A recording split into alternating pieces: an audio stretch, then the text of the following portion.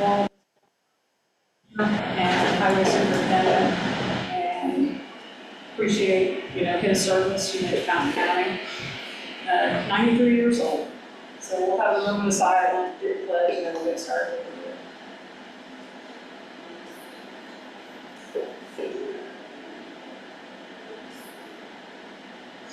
I pledge allegiance to the flag of the United States of America and to the republic for which it stands, one nation, under God, indivisible, with liberty and justice for all.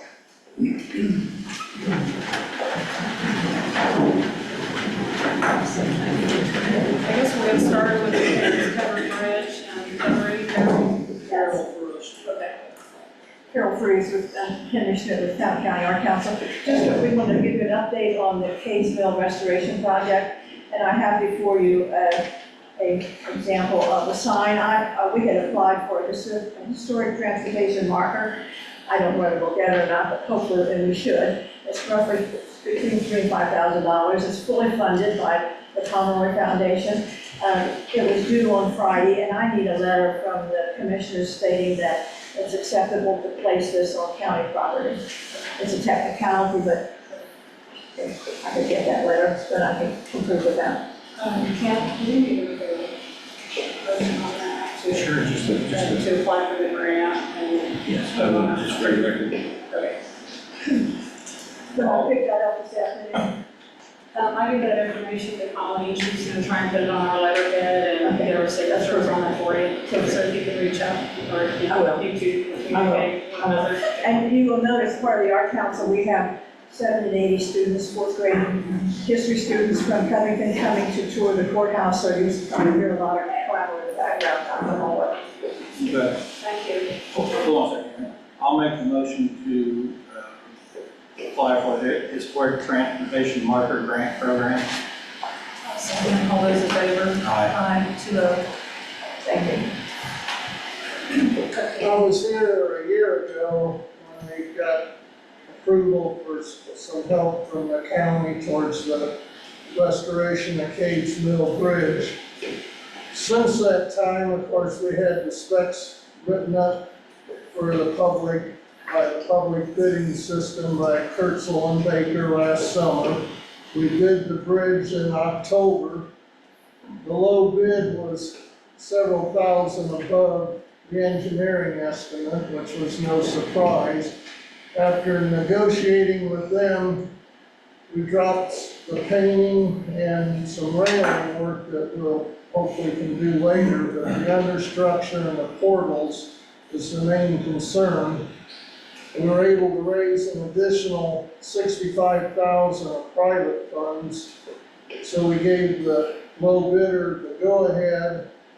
And in March, we met with the two safety people, the design and project engineer, and the supervisor of the repair crew at the bridge. I was very impressed with their knowledge on bridge repair and wooden bridge repairs. In April, they sent their proposal to Kurtzel and Baker on how they would temporarily support the bridge while they removed the understructure wood and replaced it. They were impressed with their knowledge and approved it. So hopefully in June, work will begin on the repair, unless there's a strong rain or whatever. But that's the goal, is to start the repair work in June. So the question is, as the bills come in, the county portion, do we submit them to Colleen?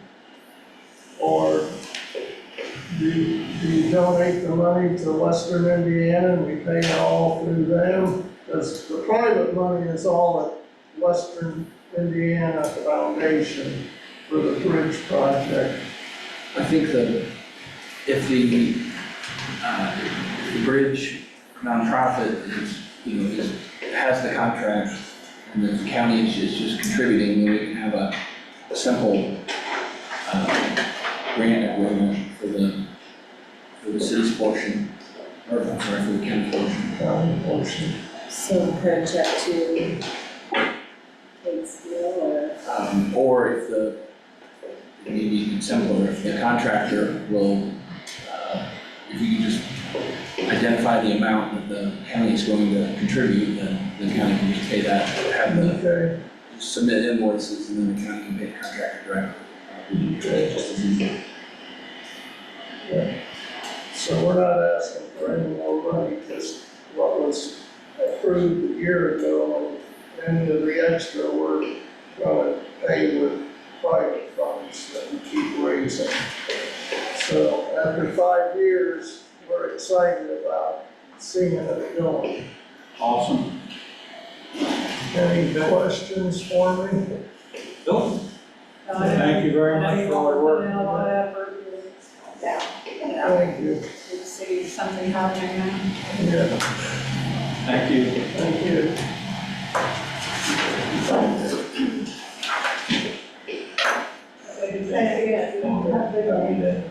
I'll make a motion to accept the minutes of the May 16th And the joint meeting. and the joint meeting. And I want to say, Kim, whoever typed those up, Colleen, great job on that. That's a lot. I got wore out reading. Yeah, yep. So I'll make a motion to accept the May 6th meeting and the joint meeting. And I'll second that, all those in favor? Aye. Claims 1,194 in the amount of $307,031.79 in the payroll claims. I'll make a motion to accept. I'll second, all those in favor? Aye. So, Report collections for the health department report for April. I'll make a motion to accept. Second, all those in favor? Aye. So, motion to acknowledge the clerk's monthly report for April. I'll make that motion. Second, all those in favor? Aye.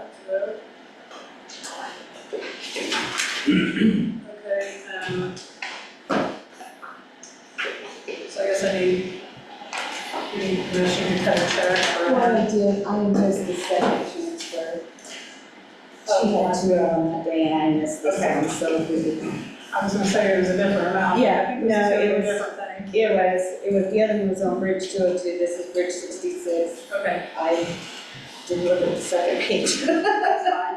Sorry. Okay, so we need to give her authorization, because you can't transfer from fund to fund, but you can cut a check, so this is our portion. Okay. For the county match grant, $104,000 for Bridge 66.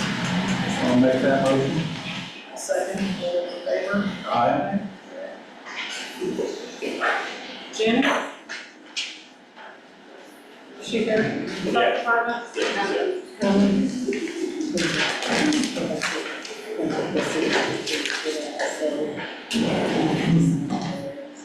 Hello. Special. So, we're back at that time again with the First Indiana to whether we want to opt in or opt out. We have had our board meeting and have spoke with the council in regards to the funding. The council has committed to maintaining our 2024 budget into 2025 so that we can hold back those funds. The board has, with that decision, would like to opt in. So we are coming to you for, to see what your thoughts are. Or if you have any questions. No, I know that I've talked at great lengths with you, some of the board members, Tyler Warren, the governor's office, others, because we did get flagged for not hopping in, but I think all of us, it wasn't just us commissioners, it was council, it was the board, it was the health officer, it was you, there were several individuals of why we did not opt in. It wasn't feasible. 100,000, 150,000 more, that would just hire a person, give them their benefits, and then you would have nothing. You had new staff, and so I just wanted that to be known, why we did not opt in. We weren't the only county that didn't opt in. Like 6 other. So, and everybody had their reasons. I think some of them, they may not have had a health officer, whatever. So it was not just because I didn't want to opt in, you know, we put a lot of thought and so, I'll make a motion to follow the health board's lead and opt into the state funding for the health department. It's coming here. and I'll second, all those in favor? Aye. And I look forward to some of the programs that, you know, that the girls can offer. Doing this. Thank you. Jenny, are there deadlines or formal, I just haven't looked, since last year, I haven't looked at the process to opt in, is it formal? June 1, we have to either send the meeting minutes or a letter from Brenda. We do have to send something out to them by June 1. Our budget for the HFI is not due until September 1st. Anything else? Yeah. Thank you.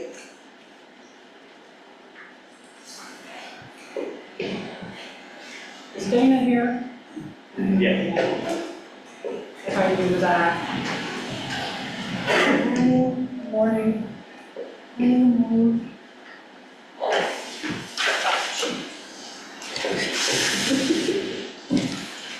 I have sent over Alabama River meeting a few more licenses for our entities. The quoted 10, that gives us just like 3 or 4 extra for the guys that are gonna be hiring more, so we don't have to go at it and the price is raised when we move into, so, in order to get it going, I need these, that wasn't figured correctly, so. I've got a paper, if you want to look at it, I sent it an email.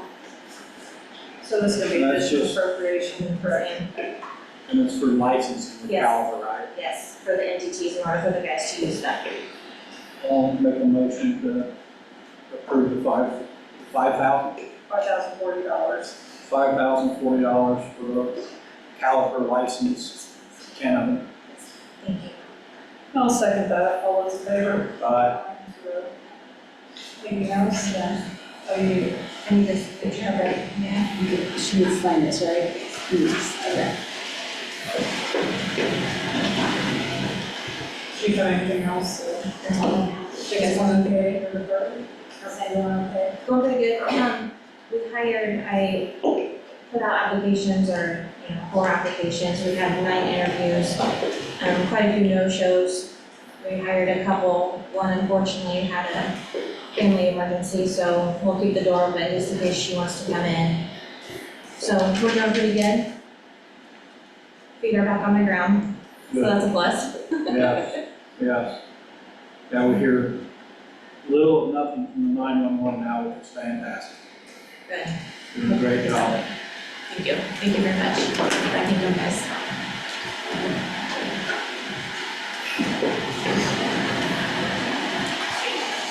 Lord, yes, you- I thought it was Aaron. Good morning. Morning. Good morning.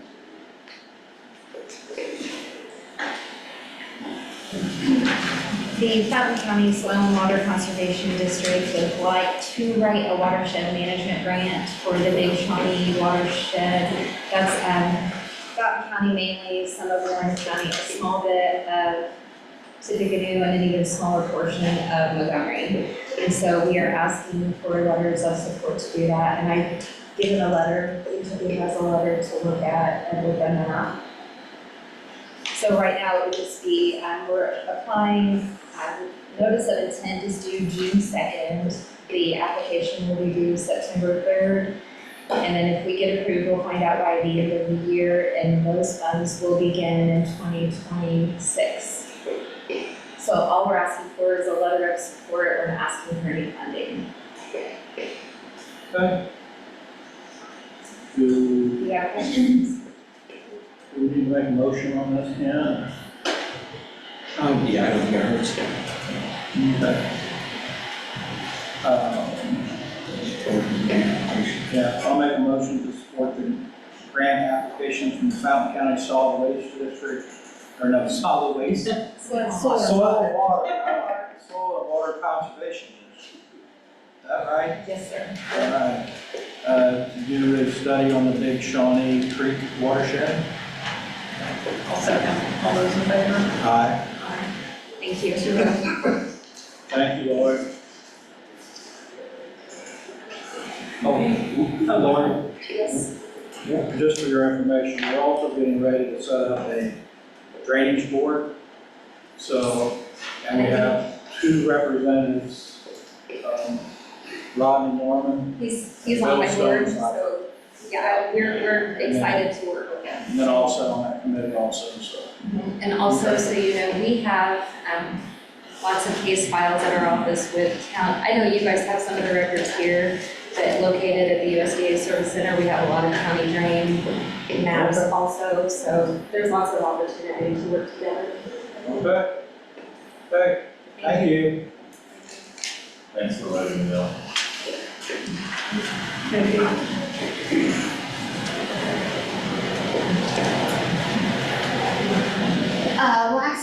Good morning. Last week, CSI, my reporting software vendor, contacted me. They had been doing an audit on their contracts and agreements.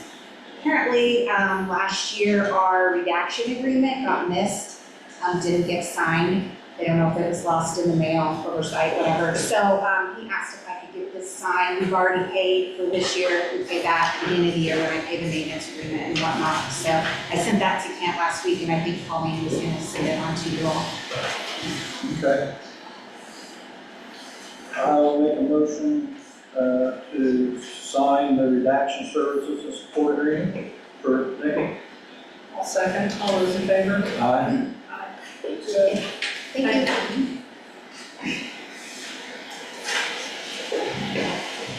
Okay, I don't think Raquel's here, but we did have a request to put up a sign on a lawn for the 5K for the senior alumni, Covington alumni. Do they sponsor that?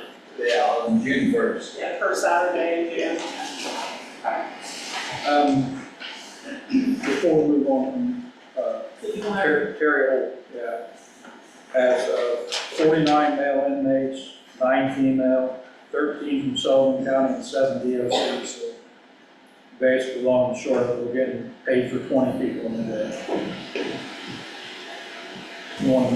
You had to go to Riley Children's Hospital this morning for something.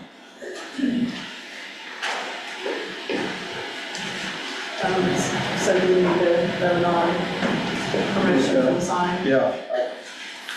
To make that What? motion? She just wants to put a Yeah, sign what for the page? 5K, the first of June, I'll make that. first Saturday in June. Okay, I'll second. All those in favor? Good. This isn't on the agenda, but Broadband contacted me about having a job fair for Ward 1. They would like to have that June 10th through 14th.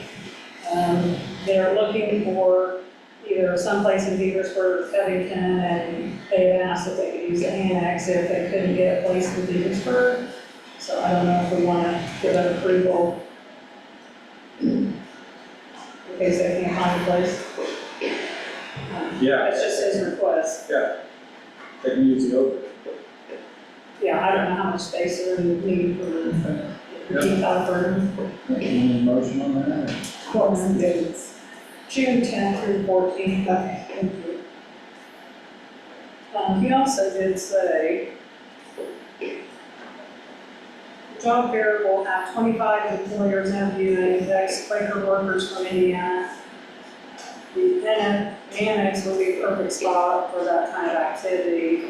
So we just want us to put that on our agenda. Okay.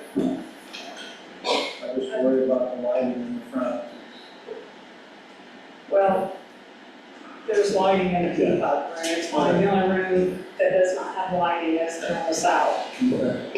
So if they just are using that, you know, we could kind of block off, Okay. you know, the other rooms. You need a motion for that? I'm good. I'll make a motion for that. We could use the annex for a job fair. I'll second. All those in favor? Aye. You guys have anything else? Yeah. The highway department and Norfolk, Okay. busy, so we didn't have that. Sorry. I have given Colleen our annual report for the highway department, just for you guys to sign so we can send it into LTAP. We are also waiting on bids until June 17th for the community crossings. The dates that USI gave us just weren't sufficient enough to get advertising in that time, so we pushed it back to June 17th. Yes. For bid openings. And we have pushed our paving back on break to June 1st or June 30th. That way we can let school get out and not be interfering with buses and stuff, so. Once we get that done, we'll jump into chip sealing. And, we have purchased, we have a purchase order out for our new camping. So we're going through Stoops brake liner for that. The upfitting will be done through Winco, they're up in Merrillville, so the bed and everything will be done up there. So, also, I'll be on vacation next week, so if you have any questions, Travis will be available for it. All right. So, other than that, one thing I would like to ask Brenda and Pauline, we're getting ready for budget, we're wrapping that up. Our community crossings match, where would you like me to put that in NVH restricted? Would you like to fund that out of something else? That's what some other counties are doing, they're using their MBH restricted as their match. That's where we asked for the additional. Okay, I just want to make sure I put it in there, that way you won't have it. Okay. Thank you. Thanks, Jay.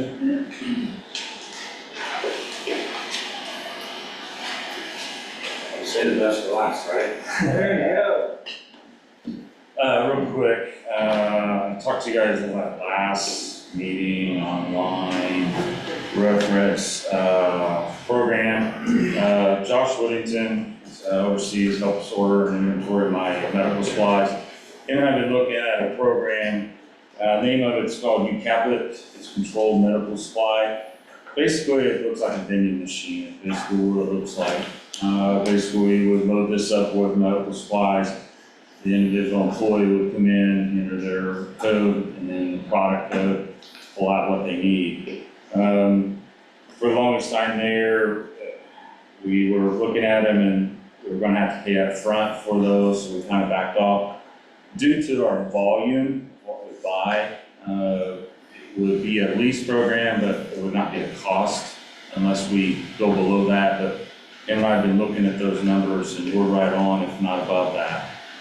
We would like to move forward with this. We would put, if you look at the picture, that one to the left and the right would be what would be put in the Beersburg station, and then the one to the left would be put in the Attica station. It's in a 5-year agreement, and like I said, what we spend in volume would not be a cost as long as we hit that, which we're sure we're gonna hit that every year. But I'd like for Ken to review the agreement, I'm sure it's all good.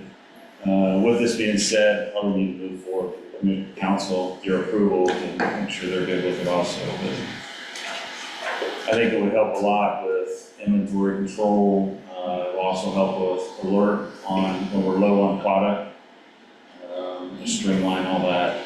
And you also know who took what? Yeah. What day? What and quantity. Specific employee, yeah. Yep. And if there's a large amount that's went out, we I can don't find need out to why. name why that. That's good. No. Yeah, it just kind of lets us know that why was there 10 non-rebreathers taken out when they didn't really necessarily need them.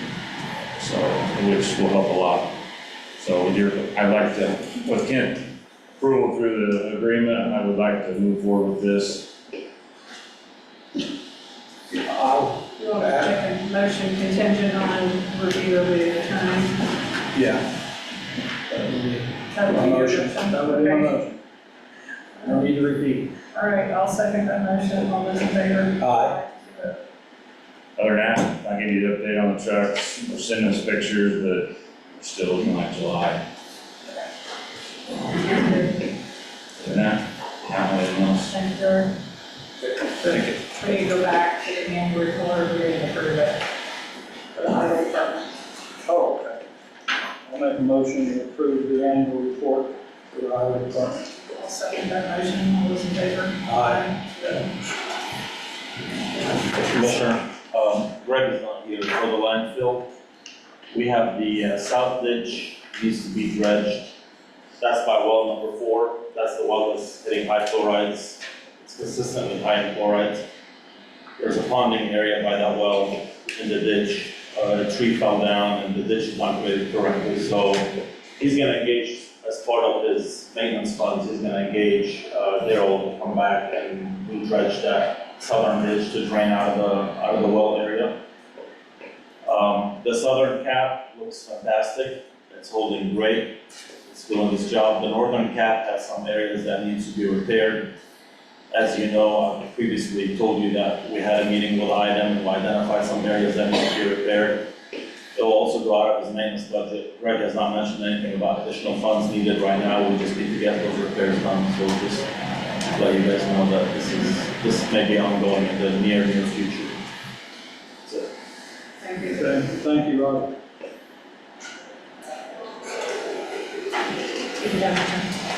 Yeah, I'd like to address a lot of misinformation, false information, flat out lies that are being spread on Facebook and social media in this county. The latest this week, and we were attacked for being thieves and on taking money from solar companies, setting on boards that we get paid for that is illegal in their minds. This is all on Facebook, and they've got all these legal statutes underlining things. I would like to have our attorney, Kent Manette, explain what's going on. Also, while I'm talking about it, our contractor county surveyor, we are blessed to have him. If he ever gets fed up and says he's done, this county is in a mess. He has done more positive things for this county at a very reasonable rate than anyone will ever know. Now, as an elected official, I don't mind taking the heat. It doesn't really bother me because I know I'm doing what is best for the entire county, not 50, if I can do what's best for 51% of the people, that's fine. I get it. People don't like some of the decisions we make. I understand that. We can meet, talk about it, and agree to disagree and remain friends. Not all this hateful, bitter stuff out on Facebook, and it's just not Fountain County. 76 county commissioners were beat this year because of either solar or county jails. So it's just not Fountain County, but I would like to see the hate stop. So Kent, I sent you a copy of that. And on this particular site, and I'm not on Facebook, I don't know the proper wording, but the administrator of this site has blocked it to where you cannot get back on respond, because people will send it to me and say, Tim, this is what they're saying about you guys. I said, well, could you get on there and tell them that it's not true? No, it's blocked. You can't get on. Then other people pick it up and go down the road with it, and it just blows up. So, could you please?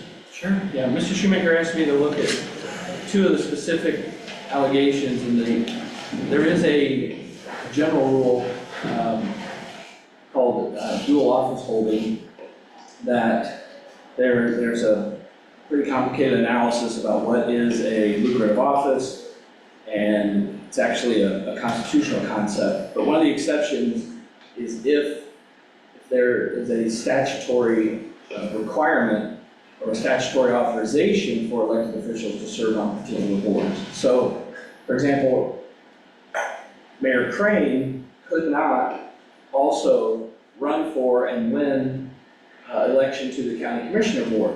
The minute he, in that situation, was sworn in as a county commissioner, he would forfeit the mayor's office. However, in city government, the main executive administrative body for a city executive is the Board of Works. By statute, the Board of Works is the mayor and 2 other appointees. So that's by statute, that does not violate dual office holders. The allegations here involve the Advisory Plan Commission and the Solid Waste District Governance Board. And both of them, that is exactly like the Board of Works in the city. The statute for the Plan Commission for a county advisory is 36-7-4-208A1 and 2. One states that the county executive must appoint a member from its membership. So that's, and you go to any other county with advisory plan commission, a county commissioner is one of the members. A2 is the fiscal body. The county council shall appoint a member from its membership. So they are following the law, and those 2 members serving on that board. The Solid Waste District is a separate statute. It's Indiana Code 13-21-3-5. If anybody's mad about this, then go to Indianapolis and complain to the legislature. But the legislature has enacted that statute that says 2 of the members are from the county executive from the membership. That means 2 of the 3 have to serve. Solid Waste Board is, and it calls out in the statute, is made up of the 3 commissioners, the 2 mayors that are in the county, the largest city in the county, which is it gets another pick, so he always brings appoints one of his council members. The county council gets a member, and then it's Tom Booth. And we get paid $599 a year by statute, and that is okay. So if anybody has a problem with it, that's just the way it is. And I've been on it for 25 years with different commissioners, and it's always been that way. So I'll just say that, the Drainage Board, which I know was in effect in the early 2000s because David Ziegler, Lowell Osborne was on it, they got paid. They got paid, I think it was $500 a year. You don't realize when you go to meetings, and you use gas, takes a lot of time. The $500 or $599 is not a big deal, and most people wouldn't do it for that. Drainage board doesn't So, get paid. That, a lot of, They can, but we haven't. We haven't, no. In our case, the commissioners are currently the drainage board, and we have not, yeah. we have they done it, used- but they, yes, this new drainage board will, They used to get paid. because, yes. Yeah. Yeah. My point is that there's legitimate dual office holding claims, but these are where you have members of one body serving in other bodies. If it's dictated by the Indiana Code, then those are exceptions to the general rule against dual office. Again, it's legislative, and that's in Indianapolis. And, so that basically, we got, okay. And in closing, I've heard everything from solar panels contaminate the soil, had a call from one of the local USDA employees telling me that it was going to be toxic and this and that and whatever, but there is a site on the indiana.gov, that is the official site for the state of Indiana. It is the Richard G. Lugar Center for Renewable Energy, started in 2007, from former Senator Richard Lugar. It has a question and answer thing, which I would highly suggest you all go in and read, because it will confirm everything we've always said up here. And believe me, the state of Indiana is not going to put it on their site if all these facts have not been proven. So it's a great site to go to. I've got a copy here. If anybody wants a copy, I'll stop by my office, I'll give you a copy. But there's just so much, like I said, hate and false information going around. I don't mind debate, I don't mind taking the heat as an elected official. But just come in, have a decent conversation. Call me on the phone, have a decent conversation. I'll talk to anyone. I just don't want to scream at. But I'll even take that. I mean, that's what that's the position I'm in, I'll take that. But it's just, it's out of hand with the disinformation. So, that's all I've got.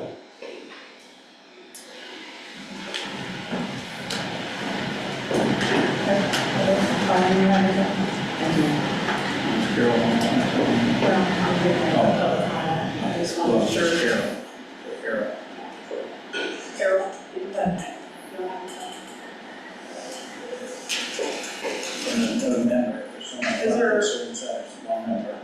is there a member from the concerned citizens that wanted to say something?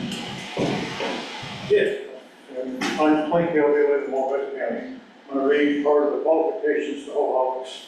Article 6, Section 4 of the Indiana Constitution details the legal requirements for holding office applied to all constitutional county officers.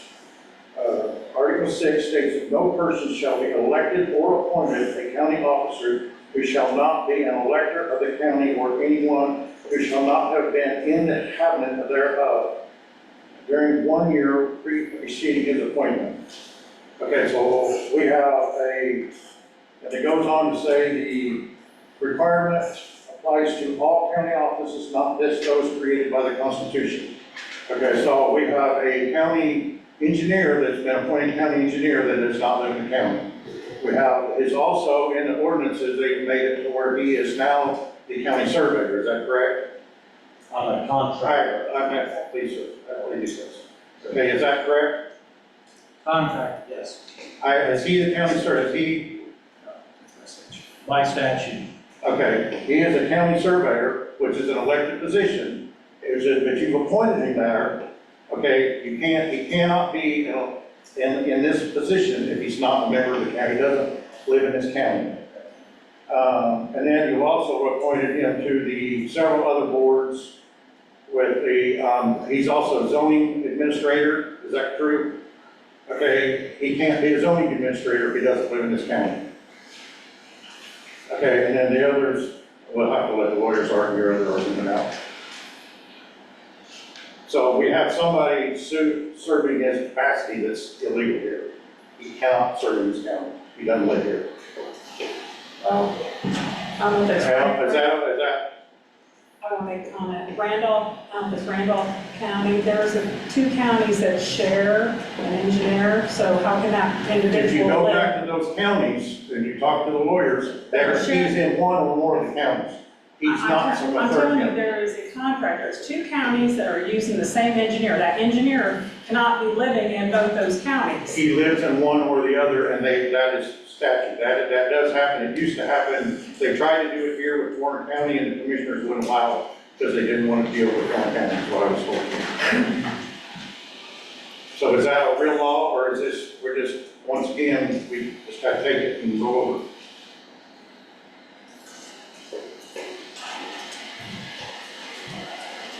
Yeah, it's a valid executive function to contract. Right here, it's contracted to serve, he's not the elected county engineer, he is serving as a contract, it's a contract service, it's a valid part of the executive authority. And that's- Why does it have to be? And he could live in Chicago, Illinois if he wanted to. And so, So once again, that's what we have. We have somebody else writing ordinances that doesn't live here. I don't write ordinances. I follow your ordinances. I heard that you copied them from other counties, what I heard, but I don't know. I don't write ordinances. Okay, that's. Anybody else? Okay, I'll make a motion. Dane Maltsberger, Mill Creek Township. At last meeting, I had asked, county attorney, we had discussed about 1348 and tax code and all that. And I'd asked for you to reach out to the law firm on above, both Broader and interpretation of 1348 and tax code and zoning. And I didn't know if you heard back from the other law firm that we contract with, some feedback on that, so we could have a broader review of the topic. I understand. Okay, all right, just want to know where the status was. And again, I understand, I just believe we're talking about two different things. The tax code that applies to what the assessor's duties and responsibilities are to assess property, and the planning laws are mutually exclusive. They don't have, the planning and zoning laws do not have to incorporate each and every assessed value category. And that would be impossible. So the points you're making are important and I understand them, but I'll give my advice to the land commission and commissioners, but just as I sit here, it is not necessary that the planning, the districts and the descriptions of the uses that a zoning ordinance contains, they can have the exact same words, same terminology, you can describe different types of uses, but the statutes that control the assessor's office and all the taxation statutes are not bound by planning and zoning law and vice versa. That's just my opinion. I'll make a motion to close. We have a gentleman from Ranger, and what is your connection with Rogers Group that I've been reading on the social media, that AECOM or something? We don't, sorry, my name is Colin Stone with Ranger Power, the solar project. We have a affiliation with Rogers. We interface with them in essence interpreting the county ordinances in his capacity, contracted by the county to enforce their zoning ordinance. But he's kind of the reviewing counterpart. So we doesn't show our layouts and designs. He says this workshop is done based on what the county's already decided. Sorry. So Ranger has never, other than this plan you've got going here, you've never had contact with Rogers Group? Project Roger, the capacity of this project. Yeah, no, I've never. I want to answer this publicly because this whole AECOM thing, AECOM is a multi-billion-dollar company. They do everything. If you want a horse bred with a donkey, they'll find somebody that can do it. Okay, they do everything. My capacity at AECOM, when I worked for AECOM, I worked for them in Denver and in Phoenix. I was the MMRP program manager and vice president, military munitions response program. My job was to go to every base in the United States and clean up ducts and unexploded ordnance so our troops can practice. I've never touched solar before that. I'm an environmental engineer. My capacity was doing all the military work, making sure that our bases were clear and that our troops can practice. I also worked on the Air Force bases and we did cleanups of trichloroethylene spills that went to groundwater. That was my capacity with AECOM. Never done renewable energy, never touched renewable energy. Wouldn't have known in my time at AECOM what renewable energy looked like.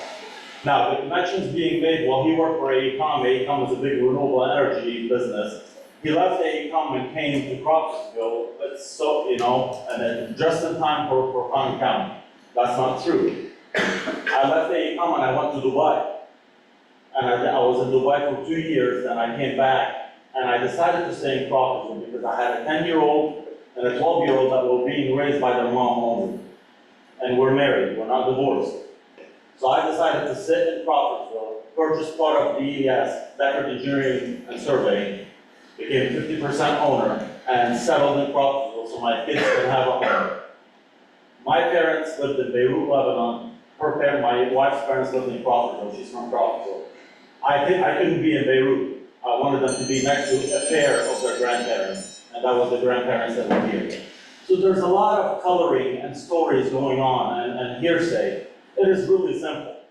I settled here because it's a small town and it's a beautiful place to raise a family. I've lived in Dubai, I've lived in Beirut, I've lived in Denver, I've lived in DC. I've lived in all the big cities, and I wouldn't want my kids to grow in those cities. That's why I settled here. I opened the business, I quit my job, I opened the business, I run this business, and I'm serving the communities around me. It's that simple. I am not associated with AECOM Energy, I did the Military Munitions Response Program. That is what MMRP stands for. It's that simple. I want to go on record so everybody understands that, no, I do not work for the energy companies, I do not work for Cullen, I do not work for anybody else. I work for the county, and I protect you guys, and I go through the rules. They just did a submittal, I shot right back at them with all the non-compliances. I work for this county, it's that simple. Are you an elected official in this county? I'm a contractor, I am not an elected You're an official. elected official. I don't have an elected official. He's not elected official. Why are we doing this? We haven't had a surveyor, Writing our ordinances. we haven't had a surveyor since the early 80s. But he doesn't write the ordinances. Yes, Right. exactly. It's just, there's a mind lock there, you just can't get it. I don't know, we just. We're doing everything legal, people. I promise the citizens of Fountain County, we're doing everything legal. We are very honored, like I said, to have Roger. With those military clearances come, his background was probably so far dug into to get on the military basis that it would scare most people. We've got a good man here, he works hard for us, and as long as I'm a commissioner, he's contracted to work here, so that's it. So I have a question. Who does write the ordinances for the zoning, since we're on that topic? So we're reviewing the zoning. I want to explain it to I you want to because. hear from the official. Okay. Who You is have writing, it right, you have it right. who is writing The the planning, ordinances that we are supposedly falling under, that we didn't ask for? Who writes those? the planning commission is an advisory planning commission made up of, Okay, I'll cut you off. Advisory. We learned about that last week. right, It's another step in the process that drags us through the mud while we get steamrolled by something we don't want. state statute, again, advisory planning commission. The commissioners make the final decision on what they present to the commissioners. The commissioners are the final decision to answer your question. So, you don't write paragraphs there. Is that correct? And that's why we have attorneys and people like Roger helping us. It's on the planning committee, correct? So who advises the planning committee we should take on Montgomery County's zoning? Or Indianapolis' zoning? Who advises that planning committee? This is the ordinance for 400-foot driveway rule. Who does that? A contractor. Plan. A contractor that doesn't live in our county, Right that now, doesn't understand the people. He might live in Montgomery County, that's fine. He's chosen where he wants to live. We didn't ask for the zoning. This zoning is only to put us where we are today. So they can steamroll us while this whole process drags and drags. sir, Next meeting. sir, you know what the option is? No zoning. Exactly. Like I said, Then, you want that? then who makes those decisions? We do. Okay, no zoning means it's the Wild West for anybody who wants to come in here and do whatever they want to do. This isn't. No, How do we keep the county, how do we keep the dump from coming in? It wasn't zoning. it sure was. No, it wasn't. It was us. We got together and we said we don't want it. That's an absolute lie. Zoning stopped that landfill from coming in. Very loose zoning, but it was a zoning. That what you just said is factually a lie. So you're telling me that all the people that showed up at Fountain Central at the last meeting, that's not us saying No, we don't want it? it's a citizen speaking, but it was zoned. It is zoning. Zoning is the reason why we had zoning was because of that landfill. That was the only thing that stopped that landfill. I don't Zoning. want that. I don't care if you believe it or not, it's a fact. We had people come to the solid waste board in, when the landfill was being proposed there between 41 and 341 south of Petersburg, wanting to know what we could do about it. And we got with Dale Grubb, the state representative, and we got, I think we enacted some zoning at that time to stop the landfill.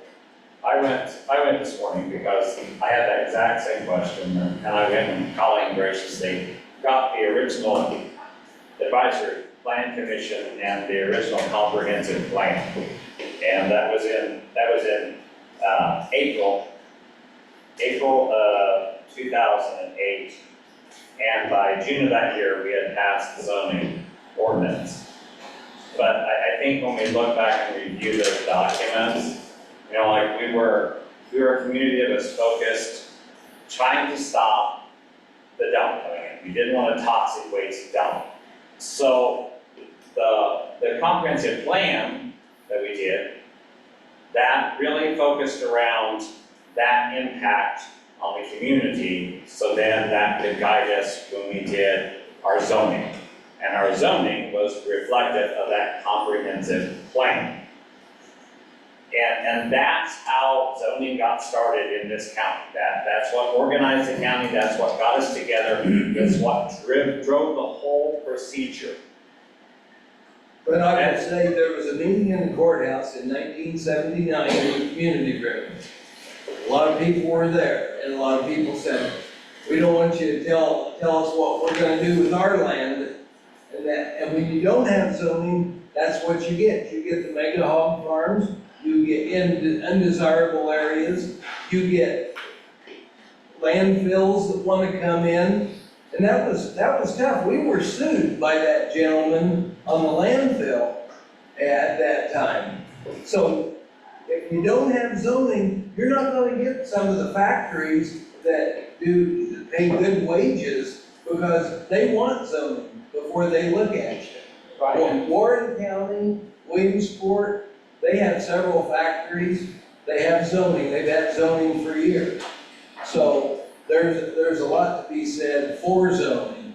Yeah, and I think when we look back at the history of what brought zoning into this county and what the citizens rallied around and behind, I think as we look, and we've addressed, I spoke on the comprehensive plan that we paid $30,000 for, and it only mentions solar one time. That's why I think when we look at the comprehensive plan, maybe we're gonna have to go back and pay for another one that at the time of the dump, the comprehensive plan really focused highly on that dump and what that would do to the impact. And I think our comprehensive plan this time needs to go back and look at the impact of solar, minor, a major, and a super major issue, and how that affects, so they can help guide what we do with our zoning forward. And I can give you John Berry's phone number. He's the one doing the beam logs and that, and you guys can have a discussion. And I think he'll have a good discussion with you, and you'll see what the true purpose of the comprehensive plan is. And you guys can talk it out. I have a question for Ken. Ken, what is the difference between an advisory planning commission and an area planning commission? Area planning law is, the easiest way to describe it is area planning law, instead of just being a contained board or commission within one governmental entity, area has its own statutes because it is multiple jurisdictions working together to provide planning law within that area. So it's a separate statute because you have different governmental entities all working at the same time. So it's almost like, with the former E911, when two governments have separate jurisdictions where they want to work together on something, they required by statute have an interlocal governmental cooperation agreement, so that those two, separate jurisdictions and those two groups of represented citizens can legally work together. It's the same concept for an area planning commission. It really creates a separate body that's not under the county, or it's not under the municipalities that all participate. So it has to have separate duties and responsibilities from an advisor. Advisory is totally self-contained within one jurisdiction. Yeah, would we have an issue though now that, because Ranger, your project encroached within the 2-mile radius of Petersburg, and Dolphins encroached inside the 2-mile radius of Attica, doesn't that overlap now because we've got those two different areas? We've got more than one municipality in the county on the same topic in those overlapping areas? The county's authority is only in up to those other jurisdictional boundaries. Once the county's authority stops at the edge of the 2-mile zone at Attica. So anything that a developer has within one jurisdiction or another, that just means they have to get approvals from 2 different jurisdictions. But wouldn't it be wiser for us as we move forward to rethink our structure because we've got these business entities that are in 2 different areas and they gotta go by 2 different laws, 2 different groups, 2 different thoughts? We should have an area planning commission, which Covington would have a representative, Yeah, we really Attica, should. Petersburg, and probably any other entities. Yeah. But that's what we should have. Yeah. So going back to that, what would be the downside of having an area planning commission versus an advisory planning commission? Because I think what the citizens are wanting to, or are feeling, and you guys can correct me if I'm wrong, is you feel like the advisory, because it's an advisory plan commission, that they don't have any teeth when it comes to bringing it forward to the commissioners. Is that, am I understanding that correctly? You guys can correct me, you're not gonna offend me. Well, no, our understanding is they can advise and then take it to the commissioners and they have the final say. So they don't have to listen to them. So they can do whatever they want. And so then you feel like the advisory planning commission, why do you have it? Okay, so that brings me back to the area plan commission. If Fountain County had one, it would not only help in these situations, but like what you're saying, Dave, with the different cities. So is this something that we should look into, just to see? Yeah, that's what all the different jurisdictions want to do. I can't say they should, that's perfectly legal. I'm just throwing it out there. Okay, thank you. Okay, I'll make a motion to close the meeting. I'll second. Aye.